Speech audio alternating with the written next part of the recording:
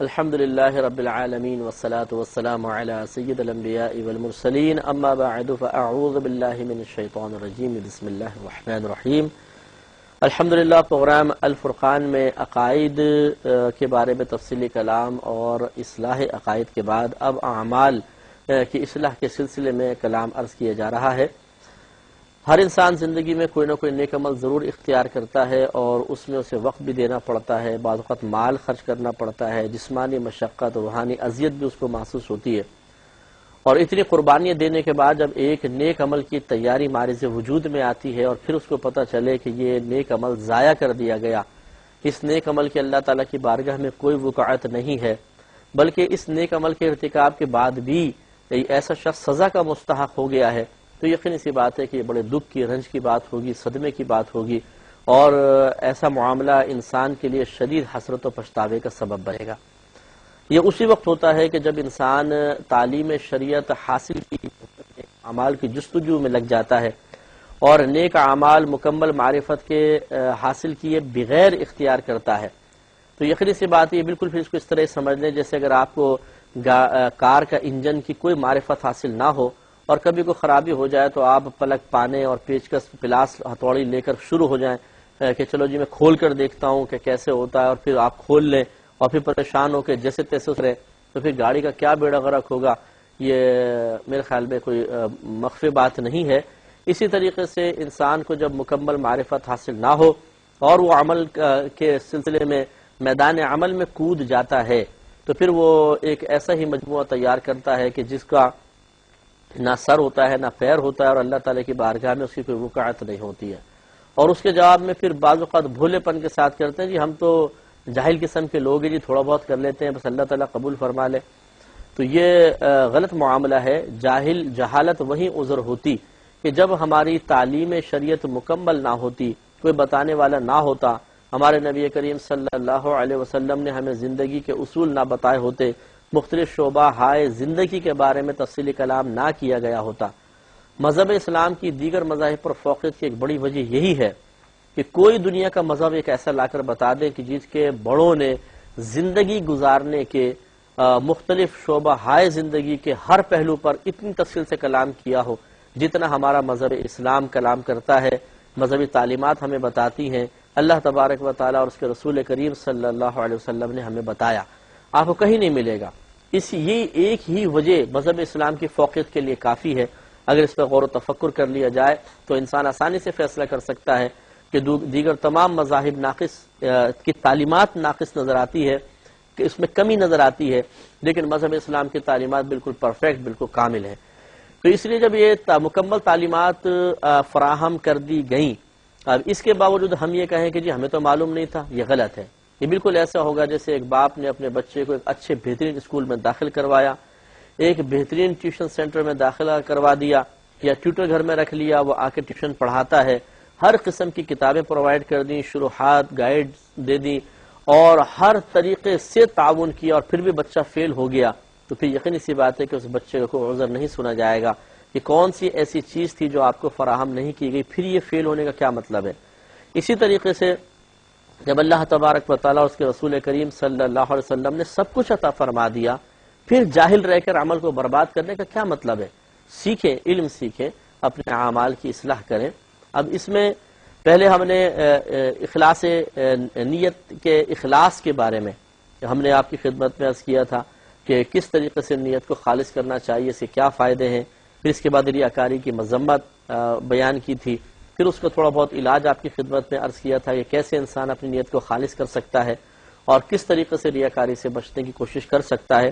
آج جو انشاءاللہ ہم دوسرے عمل کے بارے میں کلام کریں گے وہ توبہ ہے۔ توبہ ایک بہترین عمل ہے، لیکن یہاں پر بھی وہی معاملہ ہے کہ توبہ کی مکمل معرفت نہ ہونے کے باوجود ایک تائب شخص توبہ کرنے والا نہیں کہلاتا۔ رحمت کونین صلی اللہ علیہ وسلم نے ارشاد فرمایا بہت سے توبہ کرنے والے ایسے ہیں جو حقیقتاً توبہ کرنے والے نہیں ہیں۔ وجہ کیا ہے کہ اس عمل کی بھی مکمل معرفت حاصل نہیں ہوتی ہے۔ بعض تو صرف کان پکڑنے کو توبہ سمجھتے ہیں، جیسے آپ نے کبھی لانگ روٹ پہ کوئی سفر کیا ہو، ڈرائیور صاحب سیٹ پر بیٹھیں گے، جو کان کو ہاتھ لگائے گا پھر گانے چلا دے گا، تو اس کے نزدیک شاید یہی توبہ ہے کہ یوں کر کے اور پھر ناک پہ یوں ہاتھ لگا دیں تو جی توبہ ہو گئی، اور بعض زبان سے توبہ توبہ توبہ توبہ اس کو توبہ سمجھتے ہیں، بعض استغفر اللہ استغفر اللہ استغفر اللہ، بس یہ کہا توبہ ہو گئی. تو یہ توبہ کے طریقے نہیں ہے. توبہ کا کیا مفہوم ہے، لغوی معنی کیا ہے، اصطلاحی معنی کیا ہے، توبہ کی قبولیت کی شرائط کیا ہیں، توبہ کی کاملیت کی شرائط کیا ہیں، کس گناہ پر کیسے توبہ کرنی چاہیے، یہ تمام افعال یہ تمام جو چیزیں ہیں، تمام تعلیمات ہیں، ان سب کو اختیار کرنا، اس کو حاصل کرنا، پھر اس کے تقاضے کے مطابق عمل اختیار کرنا ہمارے لیے ضروری ہے. تو توبہ کا لغوی معنی ہوتا ہے رجوع کرنا، اور اصطلاحی طور پر کسی خطا وغیرہ کے ارتکاب کے بعد کوئی ایسا عمل کرنا، یعنی اللہ تعالی کی طرف اس انداز سے رجوع کرنا کہ وہ رجوع کرنا ہمارے گناہ کا کفارہ بن جائے، گناہ مٹا دیا جائے، اس کو توبہ کہا جاتا ہے. توبہ کی مختلف شرائط ہوتی ہیں، یعنی کامل توبہ کی شرائط، اور اسی کے جواب میں پھر انسان کو فضیلتیں حاصل ہوں گی. اگر انسان کامل توبہ نہیں کرے گا تو پھر فضیلت کا حصول ممکن نہیں ہے. کامل توبہ کے لیے کم از کم 3 شرطیں علماء اسلام نے ضروری قرار دی ہیں. پہلی شرط تو یہ ہے کہ انسان جو گناہ اس نے کیا اس کے ندامت شرمندگی محسوس کرتے ہوئے اللہ تبارک و تعالیٰ کی بارگاہ میں اس گناہ کا اقرار کرے اور اسے آئندہ نہ کرنے کا پختہ ارادہ کر لے. یہ ضروری ہے. سب سے پہلی شرط یہ ہے کہ نادم و شرمندہ ہو، اور اس نے گناہ پہلے وہ کیا بھی ہو، اس کیے گئے گناہ پر نادم و شرمندہ ہو جائے اچھی طریقے سے. پہلی شرط سمجھ لیجیے. دوسری یہ کہ اس گناہ کو آئندہ نہ کرنے کا پختہ ارادہ کرنا، اور ارادے کا تعلق چونکہ قلب سے ہے لہذا کوئی عمل اس کے لیے درکار نہیں ہے. آدمی دل میں پختہ ارادہ کرے کہ میں آئندہ یہ گناہ نہیں کروں گا. اور پختگی کی علامت یہ ہے کہ اس کو پھر تذبذب نہ ہو، شکوک و شبہات نہ ہو، بے یقینی کسی کیفیت نہ ہو، بلکہ کامل ٹھوس یقین ہو کہ آئندہ نہیں کروں گا. یہ پختہ ارادہ درکار ہے. اور تیسرا آئندہ اس گناہ کو نہ کرنے کا پختہ ارادہ. اور تیسرا یہ کہ یہ ارادہ صرف اور صرف اللہ کے خوف کی وجہ سے ہو، مخلوق خدا کو دکھانے کے لیے نہ ہو، کسی دنیاوی فائدے کی غرض سے نہ ہو، بلکہ صرف اور صرف اللہ کی رضا کی خاطر ہو. تو پھر انسان کو توبہ کی یقیناً فضیلتیں حاصل ہوں گی. تو پہلا، زندگی میں وہ گناہ کیا ہو اور اس پہ شدید ندامت اور شرمندگی بھی انسان محسوس کرے. دوسرا، اس گناہ کو آئندہ نہ کرنے کا پختہ ارادہ. اور تیسرا، یہ ارادہ فقط اللہ تبارک و تعالی کے خوف کی وجہ سے ہو. یہ ایک توبہ کا معروف معنی ہے. لیکن بعض اوقات اس توبہ کے ساتھ ساتھ ہمیں کچھ عمل بھی کرنا پڑتا ہے، تب توبہ کامل ہوتی ہے، ورنہ نہیں. اس کے لیے سمجھ لیجئے کہ گناہ 2 طرح کے ہوتے ہیں. ایک اللہ تبارک و تعالی کے حق میں کوتاہی، یہ گناہ کہلاتی ہے. دوسرا، بندوں کے حقوق میں کوتاہی، یہ گناہ کہلاتی ہے. اور ان دونوں کے توبہ کا طریقہ مختلف ہے. اللہ تعالیٰ کے حق میں کوتاہی 3 طریقے سے ہو سکتی ہے. ہم نے اس انداز سے کوتاہی کی کہ اس کے اندر کسی جسمانی عبادت یا مالی عبادت کے ترک کا کوئی دخل نہ ہو، اس طرح ہم نے حق میں کوتاہی کی. مثلا جو مالی عبادت یا جسمانی عبادت کے علاوہ ایسے امور جن سے اللہ نے بچنے کا حکم دیا ان کو کرنا، جیسے شراب مت پیو، ہم نے شراب پی لی. برا منظر مت دیکھو، ہم نے برا منظر دیکھ لیا. اب اس میں کسی جسمانی یا مالی عبادت کا ترک حقیقت نہیں ہے، یعنی فرض واجب کردہ کوئی عبادت ایسی نہیں تھی کہ جو ہم نے ترک کی، جیسے نماز نہیں چھوڑی، زکوٰۃ ترک نہیں کی ہے. اس کی توبہ کا طریقہ تو بس اتنا ہی ہے جیسے یہ 3 ہم نے بتائے، کہ جیسے مثال کے طور پہ خدا نخواستہ کسی نے شراب پی لی، کسی نے کوئی برا فعل کر لیا جو اس کی ذات سے تعلق رکھتا تھا، مخلوق سے اس کا کوئی تعلق نہیں ہے، تو اس پر اگر یہ نادم و شرمندہ ہو، آئندہ اسے نہ کرنے کا پختہ ارادہ کر لے، اور یہ ارادہ فقط اللہ تعالیٰ کے خوف کی وجہ سے ہو، تو اللہ تعالیٰ اس کے نام اعمال سے اس گناہ کو ختم فرما دے گا. دوسرا ہے کہ انسان نے کسی مالی عبادت میں کوتاہی کا جرم کیا ہو، اس طرح اللہ تعالیٰ کے حق میں کوتاہی کی ہو، جیسے زکوٰۃ ادا نہیں کی، قربانی واجب تھی قربانی نہیں کی. اسی طریقے سے حج فرض ہو گیا تھا، یہ اگرچہ مالی اور بدنی عبادت کا مجموعہ ہے لیکن اس میں مال خرچ نہیں کیا. کفارہ کوئی لازم ہو گیا تھا، کفارہ ادا نہیں کیا. فطرہ لازم ہو گیا تھا، فطرہ ادا نہیں کیا. تو مالی اگر عبادت میں کوتاہی ہوتی ہے، اس میں سب سے پہلے تو 2 چیزیں ہوں گی. ایک تو اس عبادت میں کوتاہی کی اس کا گناہ، یہ گناہ تو مٹے گا وہی طریقے سے کہ انسان ندامت شرمندگی محسوس کرے. آئندہ ایسا خطا نہ کرنے کا پختہ ارادہ کرے، اور یہ ارادہ فقط اللہ کے خوف کی وجہ سے ہو۔ لیکن یہ کامل توبہ اس وقت ہوگی کہ جو مالی عبادت میں کوتاہی ہوئی اب اس مال کو خرچ بھی کرے۔ مثلا کئی سالوں کی زکوٰۃ بچاتا آ رہا تھا، حساب کر کے اب زکوٰۃ ادا کرے۔ کئی سالوں کی قربانی نہیں کی تھی، حساب و کتاب کر کے اب چونکہ قربانی کی قضا نہیں ہوتی ہے، بلکہ اگر قربانی کسی سال کی نکل جائے تو ایک جانور کے برابر، یعنی جو آپ قربانی کرنا چاہتے تھے اتنی رقم صدقہ کرنا واجب ہوتا ہے، اب قربانی کی قضا نہیں ہوتی ہے۔ یعنی قربانی کی قضا قربانی کی شکل میں نہیں ہے، بلکہ قربانی کی رقم اب صدقہ کرنی ہوگی تو وہ ادا کرے۔ کسی پچھلے سالوں کا فطرہ باقی رہ گیا تھا تو فطرہ ادا کرے۔ تو یعنی وہ مال بھی ادا کرنا پڑے گا۔ توبہ کا مطلب یہ نہیں ہے کہ مال معاف ہو جائے گا، مال کی ادائیگی کرے گا تو پھر یہ توبہ بالکل کامل ہو جائے گی۔ اور اگر کسی جسمانی عبادت میں کوتاہی کا مرتکب ہوا، نماز قضا کر دی ہے، روزہ نہیں رکھا تھا، تو اس میں ایک تو نہ رکھنے کا گناہ وہ انشاءاللہ اسی طرح مٹے گا کہ انسان وہی 3 اعمال کرے کہ ندامت شرمندگی محسوس کرے، آئندہ نہ کرنے کا پختہ ارادہ، یہ ارادہ فقط اللہ کے خوف کی وجہ سے ہو، اور پھر اس عبادت کو ادا بھی کرنا ہوگا، قضا ادا کرے، حساب کرے پوری زندگی کا کہ کیسے مثال کے طور پہ بالغ ہو جانے کے بعد سے لے کر آج تک کتنی میری نمازیں قضا ہوئی ہوں گی، اس کا حساب کریں گے۔ اور یہ غالب گمان سے ہوگا، ایکوریٹ تعداد تو کسی کو بھی معلوم نہیں ہوگی۔ مثلا 1 سال کی میں نے نہیں پڑھی ہوں گی، 2 سال، 3 سال، 4 سال، 5 سال، 10 سال، جہاں دل گواہی دے کہ ہاں بس اس سے زیادہ نہیں ہوں گی، وہ مدت لکھ لے، اور اب وہ نمازیں قضا کرے گا۔ نمازیں جب قضا کریں گے تو اس میں صرف فرائض کی قضا ہوتی ہے، واجبات کی قضا ہوتی ہے، سنن اور نوافل کی قضا نہیں ہوتی۔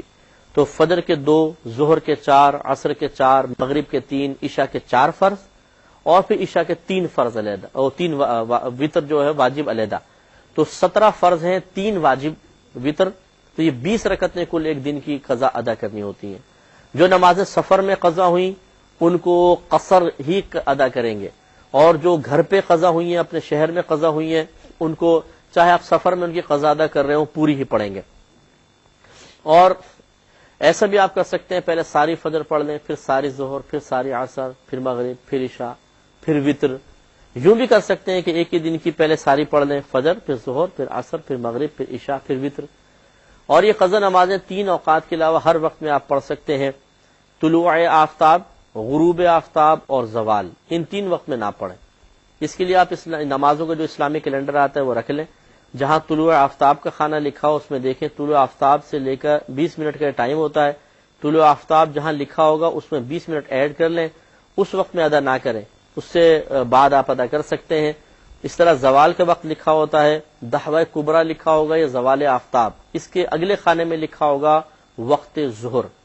یہ جو دحوہ کبریٰ سے لے کے وقت ظہر تک کا وقت زوال کا وقت ہوتا ہے، اس میں نماز ادا نہیں کر سکتے، قضا نماز۔ اور تیسرا غروب آفتاب، جو وہاں وقت مغرب لکھا ہوگا اس سے 20 منٹ پہلے دیکھ لیں، 20 منٹ پہلے، اس 20 منٹ میں ادا نہیں کر سکتے، اس سے پہلے پہلے ادا کر سکتے ہیں۔ یہ خیال غلط ہے کہ فجر کی نماز کے بعد اور عصر کی نماز کے بعد قضا سجدہ نہیں کر سکتے ہیں، کر سکتے ہیں۔ نفل سجدہ منع ہے، اور قضا چونکہ فرض کی ہوتی ہے یا واجب کی ہوتی ہے، تو فرض سجدہ یا واجب سجدہ اگر آپ نے کیا ہے، مثلا واجب کا سجدہ کیا ہے، تو یہ منع نہیں ہے، یہ آپ بالکل کر سکتے ہیں۔ تو اس طریقے سے اپنا حساب کتاب کر کے نمازیں قضا کریں گے۔ اسی طرح روزوں کی قضا، وہی بلوغت کے بعد دیکھ لیں کہ کتنے سالوں کے روزے مجھ پر باقی ہیں، غالب گمان کر کے ان روزوں کو آہستہ آہستہ ادا کریں۔ ایک دفعہ شروع کر دیں، یہ نہ سوچیں کہ تو ہزاروں کی تعداد میں نمازیں ہو گئی، سینکڑوں روزے ہو گئے، کیسے رکھوں گا؟ یہ تکمیل آپ کا کام نہیں ہے، یہ تو اللہ تعالیٰ کی مرضی پر موقوف ہے کہ آپ کو کب موت دیتا ہے، آپ تکمیل کر پاتے ہیں کہ نہیں۔ ابتدا کرنا آپ کا کام ہے۔ مثلا روزانہ 1 نماز، 2 نماز آپ آج سے ادا کریں، ہفتے میں 1 روزہ قضا رکھ لیا، 15 دن میں 1 رکھ لیا، مہینے میں 1 رکھ لیا، اس طرح شروع کر دے انسان۔ پہلے اچھی طرح توبہ کر لے اللہ کی بارگاہ میں، پھر قضا ادا کرنا شروع کرے۔ اور یہ میں ضمن عرض کر دیتا ہوں کہ یقیناً میدان عرفات میں جو شخص پہنچتا ہے تو تمام حقوق اللہ معاف ہو جاتے ہیں، جب مزدلفہ میں پہنچتا ہے تو حقوق العباد بھی معاف ہو جاتے ہیں، لیکن ان میں گناہ معاف ہوتا ہے۔ جو مال کی ادائیگی ہے، جو عبادت کی ادائیگی ہے، وہ معاف نہیں ہوتی، وہ کرنی ہی ہوگی۔ لہٰذا نماز و روزوں کے ادائیگی کا حساب کر کے ان کو آہستہ آہستہ ادا کریں، تب یہ توبہ کمپلیٹ ہوگی اور اللہ تعالیٰ کی طرف سے انشاءاللہ انعامات مرتب ہوں گے۔ تو معلوم یہ ہوا کہ اگر اللہ کے حق میں کوتاہی ہو تو تین طرح کی ہو سکتی ہے، مالی عبادت میں کوتاہی، جسمانی عبادت میں کوتاہی، ان دونوں کے علاوہ کوئی ایسا فعل کہ جس سے اللہ تعالیٰ کا کوئی حق سلب ہو گیا ہو یا ہم نے اس میں کوتاہی کی ہو، تو ان کی سب کی توبہ کا طریقہ آپ کو بتا دیا۔ اب آ جائیے مخلوق کے حقوق کی طرف۔ مخلوق کے حق میں کوتاہی بھی تین طریقے سے ہو سکتی ہے۔ ہم کسی کے مال میں بیجا تصرف کر لیتے ہیں، مالی اعتبار سے حق میں کوتاہی کر دیتے ہیں، بعض اوقات جسمانی اعتبار سے کر دیتے ہیں، مار دیا، پیٹ دیا، کسی کو زخم پہنچا دیا، اور بعض اوقات روحانی اعتبار سے کرتے ہیں، یعنی روحانی اذیت، گالی دے دی، کسی کے مطلب الزام لگا دیا، کسی کی غیبت کر دی۔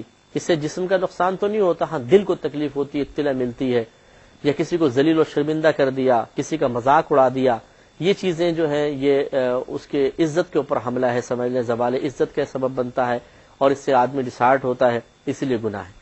اب ان کے اندر بھی ہمیں توبہ کا طریقہ سمجھنا چاہیے۔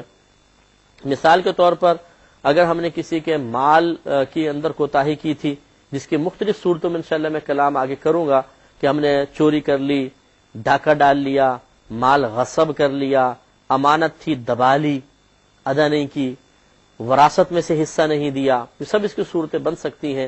اگر ایسی کوئی مالی کوتاہی محسوس ہو تو جتنے عرصے ہم نے مالک کو مال سے محروم کیا، اور دوسرا مال دبانے کا غلط ارادہ، یہ بھی گناہ، ان سب پر تو توبہ کرنی ہوگی۔ وہی جیسے طریقہ بتایا، ندامت و شرمندگی، آئندہ نہ کرنے کا پختہ ارادہ، اور یہ ارادہ اللہ کے خوف کی وجہ سے ہو۔ اور اس کے بعد پھر مال کی ادائیگی، یہ نہیں ہے کہ اب مال دبا کے جی چلو جی توبہ ہو گئی۔ اور تیسری چیز اس میں ہوتی ہے کہ صاحب مال سے معافی طلب کرنا، اس سے معافی بھی مانگنی ہوگی، کیونکہ دل آزاری بھی تو کی ہے۔ تو تین اس کے سٹیپ ہو جائیں گے، ایک خالصتاً اللہ کی طرف رجوع، دوسرا اس صاحب شخص کی طرف رجوع، تیسرا اس کے مال کی ادائیگی۔ تین چیزیں اس میں کرنی پڑیں گی۔